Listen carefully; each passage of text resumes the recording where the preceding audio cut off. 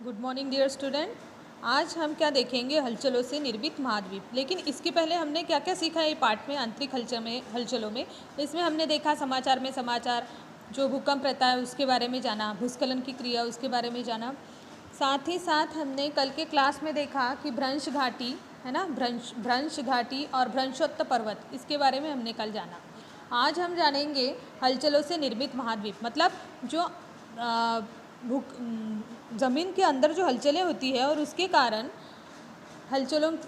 कारण महाद्वीपों की निर्मित होती है। तो किस प्रकार से होती है ये हम ये पाठ में ये पॉइंट्स में जानेंगे। ठीक है, देखिए, पृथ्वी के केंद्र अथवा केंद्र की ओर, पेज नंबर 14।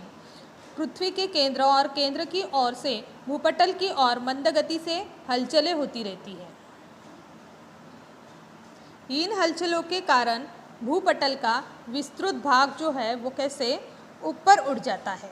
क्या होता है, पृथ्वी का जो केंद्र है या केंद्र की ओर भूपटल की ओर मंद गति से हलचलें निरंतर होती रहती है। हमने देखा ऊर्जा का उत्सर्जन होते रहता है, विरुद्ध दिशा से वो विपरीत होते रहता है। तो इस हलचलों के कारण भूपटल का जो विस्तृत भाग है वो ऊपर उठ जाता है। भूपटल का जो विस्तृत भाग है वो जमीन के ऊपर उठ जाता है। बाद में क्या होता है देखिए, अथवा धंस जाता है। एक तो वो ऊपर उठेगा क्योंकि अंदर से जो हलचलें उत्पन्न हो रही है, भूमि के अंदर से जो आंतरिक हलचलें निर्मित हो रही है, उसके कारण वो जो भाग है, विस्तृत भाग, वो ऊपर भी उठ सकता है। साथ ही साथ वो कैसे ज़मीन के अंदर धंस भी सकता है, धंस जाता है। भूपटल का भाग समुद्री सतह से ऊपर उठ जाने से देखिए क्या होता है कि भूपटल का जो भाग है वो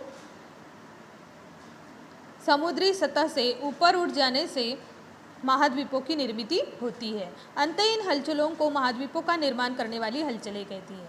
भूपटल का भाग समुद्री सतह से ऊपर उठता है। समुद्री सतह मतलब सागर की जो सतह रहता है, सागर तल से वो भाग कैसे है, ऊपर उठ जाता है और महाद्वीपों की निर्मित होती है। हम देखते हैं कि बड़े बड़े जो समुंदर रहते हैं वहाँ की टापू की निर्मित होती है। महाद्वीप मतलब उसको आयरलैंड कहते हैं, है ना। पानी के बीच भी हमने आयरलैंड देखा है। तो समुद्री सतह से ऊपर उठ जाने से महाद्वीपों की निर्मित होती है। समझ में आपको समुद्री सतह से महाद्वीपों की निर्मित किस प्रकार से होती है, या भूमि के अंदर से जो हलचलें, आंतरिक हलचलें होती है, उससे ये महाद्वीपों की निर्मित किस प्रकार से होती है। अंतहीन हलचलों को महाद्वीपों का निर्माण करने वाली हलचलें कहते हैं। क्या कहते हैं, यह जो आंतरिक हलचलें हैं इनको महाद्वीपों का निर्माण करने की हलचलें कहते हैं। ये सब प्राकृतिक है, मानव निर्मित है क्या, मतलब मानव ने बनाया हुआ है क्या, नहीं, ये सब प्राकृतिक है। लेकिन मुख्य भूभाग भूमि धंसने की वजह से समुद्री सतह से कैसे नीचे चला जाता है। क्या होता है कि जो मुख्य भूभाग है वो भूमि धंसने के कारण समुद्री सतह से नीचे चला जाता है और ऐसे समय में वह भूभाग समुद्री तल के सतह का भाग बन जाता है। समुद्री तल का मतलब जो सागर का तल रहता है उसका वो भाग बन जाता है, जो धंसा हुआ भाग रहता है वो। ठीक है, ये हो गया हलचलों से निर्मित महाद्वीप। अभी देखिएगा द्रुत भू हलचलें। द्रुत भू हलचलें मतलब जो शीघ्र गति से होती है उसे द्रुत भू हलचलें कहते हैं।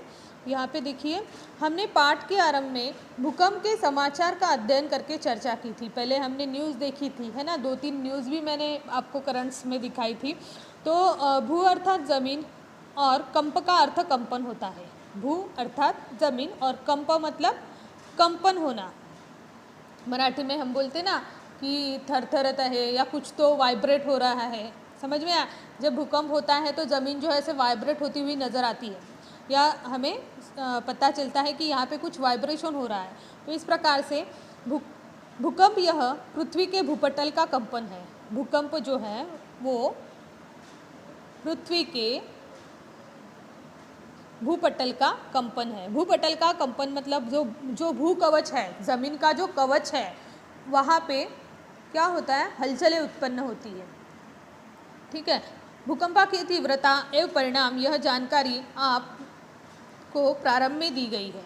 भूकंप की जो तीव्रता है उसकी तीव्रता का मापन करने के लिए रिश्टर इकाई स्केल का उपयोग किया गया था। ये भी हमने समाचार में देखा।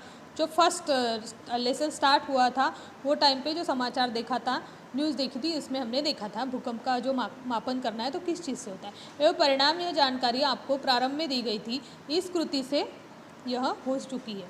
अब हम पृथ्वी के आंतरिक प्रक्रियाओं से उत्पन्न होने वाली जो द्रुत भू हलचलें हैं उनके बारे में जानकारी प्राप्त करेंगे। पृथ्वी के आंतरिक प्रक्रिया जो होती है, निरंतर ऊर्जा का उत्सर्जन होना और फिर आंतरिक हलचलें होना, और उससे द्रुत भू हलचलें किस प्रकार से होती है ये हम जानेंगे। जैसे भूकंप और ज्वालामुखी, आपको पता है कि जैसे ज्वालामुखी का निर्माण होता है ना, और वो फटती है, इस प्रकार से भूकंप और ज्वालामुखी ये दो उदाहरण हैं द्रुत भू हलचलों से। ठीक है, क्या आप जानते हो रेलवे स्टेशन पर खड़े होते समय पटरी से कोई रेलगाड़ी गुजरती है तो स्टेशन प्लेटफॉर्म पर कंपन का अनुभव होता है, हमें कुछ चीज़ें वाइब्रेट होती हुई नजर आती है, होता है। किसी पुल से कोई भारी भरकम वाहन तेज गति से गुजरता है तो पुल का कंपन का अनुभव होता है। अगर किसी ने अनुभव नहीं लिए हैं तो आप जैसे कहीं जा रहे हो तो आप देखिएगा कि पुल के नीचे से जा रहे हो तो भारी भरकम वाहन अगर तेज गति से जा रहा है तो आपको क्या महसूस होता है। इस अनुभव से ही भूकंप के समय होने वाली कंपन का भी अंदाज लगाया जा सकता है। ठीक है, अभी हम देखेंगे भूकंप। ये भूकंप मतलब है क्या, देखिएगा। भूपृष्ठ के नीचे होने वाली हलचलों के कारण भूपटल पर भारी दबाव निर्मित होती है। भूपृष्ठ के नीचे मतलब ये जो हमारी ज़मीन है, इसके आंतरिक जो क्रोड़ है उसका तो नीचे होने वाली हलचलों के कारण भूपटल पर भारी दबाव निर्माण होता है। जो हलचलें होती है अंदर से निर्मित, उसका जो इफेक्ट है वो कहाँ पे हो रहा है, भूपटल पर हो रहा है। यह दबाव विशिष्ट सीमा से अधिक उत्पन्न, यह जो दबाव है ये विशिष्ट सीमा से अधिक उत्पन्न होने पर वहाँ की ऊर्जा का उत्सर्जन होता है। यह दबाव बने रहता है और फिर वहाँ ऊर्जा का उत्सर्जन होता है, ये भी क्रिया हमने देखी। इन ऊर्जा तरंगों के कारण ऊर्जा लहरें निर्मित होती हैं, जो वेव्स बनती है, ऊर्जा लहरें निर्माण होती है, जिससे भूपृष्ठ पर कंपन होता है, वाइब्रेशन का अनुभव होता है, हम इसे भूकंप कहते हैं। भूकंप की तीव्रता रिश्टर इकाई में भूकंप मापक यंत्र द्वारा मापी जाती है। ठीक है, देखिए आकृति 2.11। अभी आपको 2.11 देखना है, ये है साधारण भूकंप मापक यंत्र और आलेख। देखिएगा, जिनके पास किताब नहीं है तो उनको, जिनके पास किताब है वो तो अपनी किताब में देख सकते हैं, लेकिन जिन्होंने किताब अभी तक के खरीदी नहीं है, जल्दी जल्दी खरीदनी है। और यहाँ पे देखिएगा 2.11 साधारण भूकंप मापक यंत्र और आलेख। ठीक है, इस प्रकार का ये भूकंप मापक यंत्र है और ये ग्राफ भी नीचे नज़र आ रहा है आपको। ठीक है, अभी भूकंप के कारण देखते हैं। भूकंप के कारण क्या है या भूकंप क्यों होता है। ठीक है, तो ये देखिएगा यहाँ पे भूपटल का सरकना क्या है, भूपटल का सरकना, भूपटल का एक दूसरे से टकराना। भूपटल के निचले चट्टानों में भ्रंश, दरार निर्मित होते हैं, क्रैक्स आते हैं। हमने भ्रंश की क्रिया भी देखी है ना पहले वीडियो में। भूपटल के आंतरिक भागों में तनाव की निर्मित होना और चट्टानों में भ्रंश की क्रिया होना, चट्टानों में दरारें गिरती है, ज्वालामुखी का विस्फोट होना। ठीक है, ये सब भूकंप के कारण है। अगर आपको क्वेश्चन आता है तो आपको ये 5 कारण वहाँ पे लिखने होंगे। ठीक है, अभी यहाँ पे देखिए, क्या आप जानते हो, पढ़िए ज़रा, आप भी पढ़ो साथ ही साथ मैं भी पढ़ती हूँ। तो ऑस्ट्रेलिया, अफ्रीका, एशिया, यूरोप, उत्तरी अमेरिका, दक्षिणी अमेरिका, अंटार्कटिका, ये 7 प्रमुख महाद्वीप है। ये हमें समझना ज़रूरी है। पृथ्वी का भूपटल ऐसे ही भूपट्टों से बना हुआ है। ये जो पृथ्वी का भूपटल है ऐसे ही भूपट्टों द्वारा बना हुआ है। इन भूपट्टों पर महाद्वीप, महासागर फैले हुए हैं। ठीक है, ये जो भूपट्टे हैं, ज़मीन के पट्टे हैं, यहाँ पे भूपट्टों पर महाद्वीप और महासागर फैले हुए हैं। पृथ्वी के भूगर्भ से निर्मित दबाव और तनाव से यह भूपटल विपरीत दिशा में फैल रहे हैं। ठीक है, अभी देखिए भूकंप नाभि एवं अभिकेंद्र। भूपृष्ठ के नीचे होने वाली हलचलों के कारण भूपटल पर भारी दबाव निर्माण होता है, ये हमने देखा। यह तनाव भूगर्भ में जहाँ पर खुलता है, ये जो तनाव जो है वो भूगर्भ में मतलब ज़मीन के गर्भ में जहाँ पर खुलता है, ओपन होता है, वहाँ पर ऊर्जा मुक्त हो जाती है। पहले हमने देखा ऊर्जा उत्सर्जित हो रही है, यहाँ पे देखिए जब तनाव भूगर्भ में जहाँ पर खुल जाता है तो वहाँ पर ऊर्जा मुक्त हो जाती है, उत्सर्जित होती है, वहाँ पर भूकंप केंद्र होता है, भूकंप का केंद्र होता है।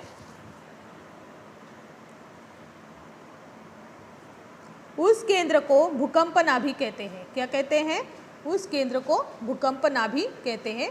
इस भूकंप केंद्र से सभी दिशाओं में ऊर्जा तरंगे फैलती है। ये जो भूकंप का मेन आप ये सोर्स बोल सकते हो या केंद्र जो है वो, वहाँ से सभी दिशाओं में ऊर्जा की तरंगे फैलती है। आकृति 2.12 देखिएगा, यहाँ पे आपको भूकंप तरंगों के प्रकार दिखाई दिए हैं।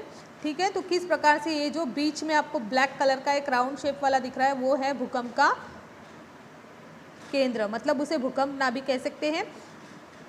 ये ऊर्जा तरंगे भूपृष्ठ पर जहाँ सर्वप्रथम पहुँचती हैं, अर्थात भूकंप नाभि से भूपटल तक, व जहाँ प्रथम भूकंप का कंपन होता है उस स्थान को भूकंप का अधिकेंद्र कहते हैं। देखिए, जैसे भूकंप केंद्र से सभी दिशाओं में ऊर्जा तरंगे जो वेव्स है वो फैलती हुई नजर आती है। ये ऊर्जा तरंगे जो है, जो वेव्स जो है वो भूपृष्ठ पर जहाँ सर्वप्रथम पहुँच रही है, सर्वप्रथम जहाँ पे पहुँचती है, अर्थात भूकंप नाभि से भूपटल तक, भूकंप नाभि से मतलब भूकंप के केंद्र से भूपटल तक, जमीन तक, जहाँ प्रथम भूकंप का कंपन होता है, मतलब जो हम जमीन पे खड़े हैं और जहाँ पे प्रथम पहली बार जहाँ पे कंपन हो रहा है या जहाँ पे वाइब्रेट हो रहा है, तो उस स्थान को भूकंप का अधिकेंद्र कहते हैं। क्या कहते हैं? अधिकेंद्र। समझा आपको? भूकंप का अधिकेंद्र यह भूकंप नाभि से लंबवत होता है। भूकंप का जो अधिकेंद्र है वो भूकंप नाभि से मतलब केंद्र से वो लंबवत होता है। भूकंप नाभि से तनाव मुक्त होने पर ऊर्जा का उत्सर्जन सभी दिशाओं में होता है। भूकंप नाभि से जो तब तनाव मुक्त हो जाता है तो ऊर्जा का उत्सर्जन जो है वो सभी दिशाओं पर होता है, दिशाओं में होता है। यह ऊर्जा विविध तरंगों के माध्यम से भूपृष्ठ की ओर आती है। ये जो ऊर्जा जो है विविध तरंगों से, आपको तरंग दिख रहा है वो आकृति में देखिएगा, भूकंप तरंगों के प्रकार जो है आकृति 2.12। तो इन भूकंप तरंगों के प्राथमिक, द्वितीयक और भूपृष्ठीय तरंगे ऐसे 3 प्रकार हैं, वहाँ पे दिए हुए हैं। ठीक है, देखिए आकृति 2.12। यहाँ तक आज हम पढ़े।